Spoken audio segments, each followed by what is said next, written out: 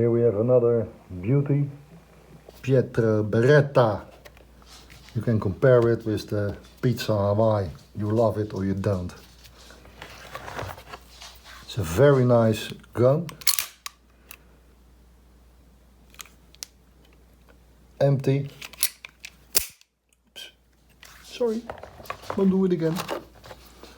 The double stack magazine. And very soon we're going to make a full video of this one.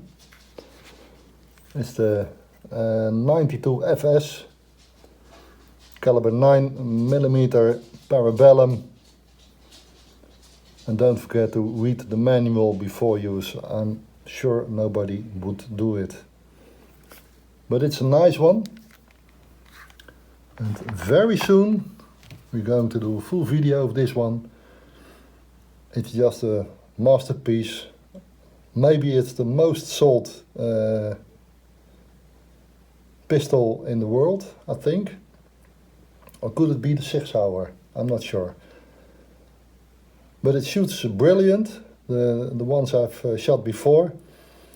So we're going to find out in a full video if it's also as beautiful with the results as it looks in the box. Any questions about this one, just let me know. I might answer them. Thank you. See you very soon. Bye bye.